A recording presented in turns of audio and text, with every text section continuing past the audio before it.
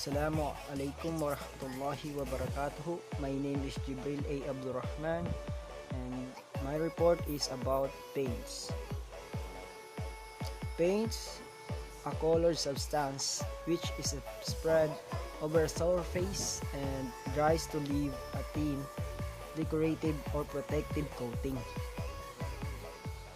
Paints is any pigmented liquid, liquefiable, or solid mastic composition that after application to a substrate in a thin layer converts to a solid film. This is most commonly used to protect, color, or provide texture to objects. Who first invented paint?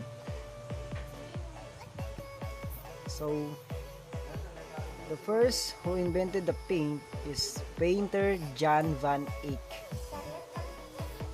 Coming into the 15th century, egg as a binding agent for paints was replaced by oils, which completely transformed painting. Their invention is credited to Flemish painter Jan van Eyck, though it's thought oils were already in use before his time. When did paint originate? The oldest archaeological evidence of paint making was found in the Blombos cave in South Africa. An ochre-based mixture was dated at 100,000 years old, and a stone toolkit used to grind ochre into paint was found to be 70,000 years old. So these are the different types of paints. First is oil paint. Oil paint is for finishing and protection of wood in buildings and exposed metal structures such as ships and bridges. Next is acrylic paint. Acrylic paint can be applied in thin layers or washes to create effects that resemble watercolors and other water-based mediums. Next is vitreous enamel. So vitreous enamel can be applied to most metals. Next is eggshell paints. So eggshell paints is commonly used in living rooms and dining rooms. Paint sheen. Paint sheen is the gloss level of paints can have a significant impact on both appearance and serviceability. Emulsion paint. Emulsion paint is mostly refers to paint used for walls and ceilings. The distemper, it has been used for painting walls and other sort of house decor. Next is enamel paint. Enamel paint is mostly used for painting the exterior walls of the house. Unlike the acrylic is painting the interior walls of the house. Next is watercolor painting. Watercolor painting used in illustrations, drawings, and mixed media artworks. Bituminous paint. Bituminous paint can be applied to different materials such as iron, steel, aluminum, plastics, and also in concrete. And next is metallic paint. Metallic paint is producing a shiny effect and depth to the surface. Next is gouache. Gouache paint is used most consistent by commercial artists for poster, illustration, comics, and other design work. And next is alkyd. Alkyd well suited for interior trim, doors, cabinets, and other high-use areas. Satin paints. So satin paints, an excellent choice for hardworking rooms, such as the kitchen and also the bathrooms. And the high gloss paint are the easiest to clean and are typically used on doors and cabinets exposed to dirt and oil. And also the luminous paint. Luminous paint is a glow in the dark paint used to mark fire exit, runways, or any area that needs to be illuminated in dark.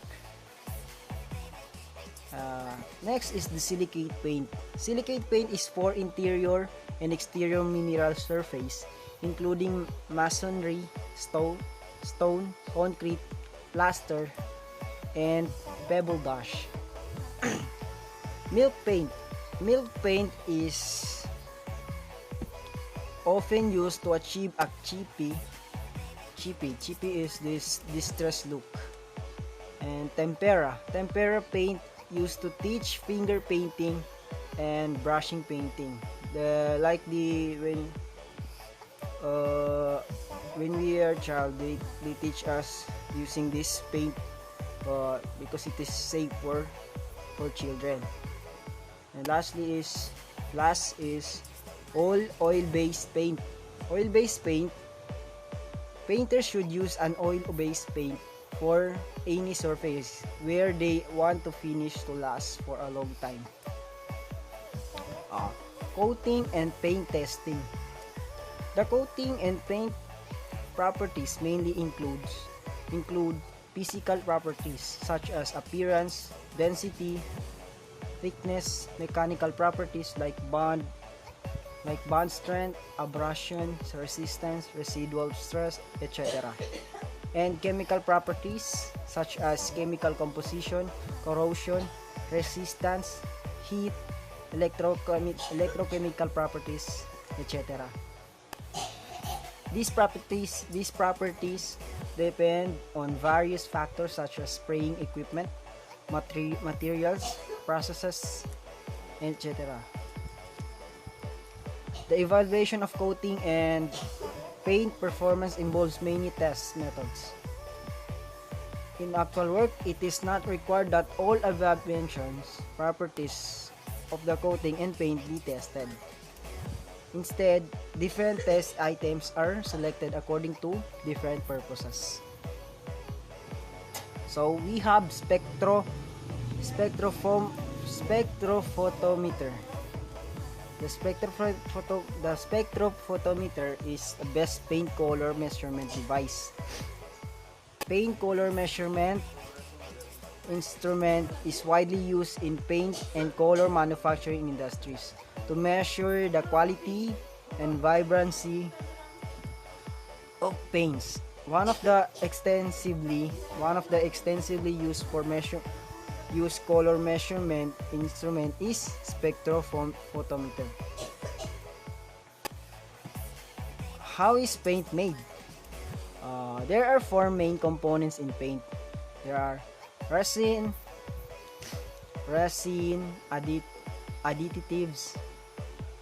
additives, solvent, and pigment. The resin is a binder that holds all pigments together. It allows the products to adhere to the surface is it painted to. A water-based paint uses our acrylic emulsion polymers to bind. Chemical composition of paint. So the basic white pigments include zinc oxide, zinc sulfide, lotophone, and titanium dioxide. Most black pigments are composed of elemental carbon. Common red pigments include the minerals iron oxide, cadmium, and cuprous oxide, and various synthetic organic pigments. The chemical formula for white paint is this zinc sulfide / barium sulfate. And that's all. Assalamualaikum warahmatullahi wabarakatuh.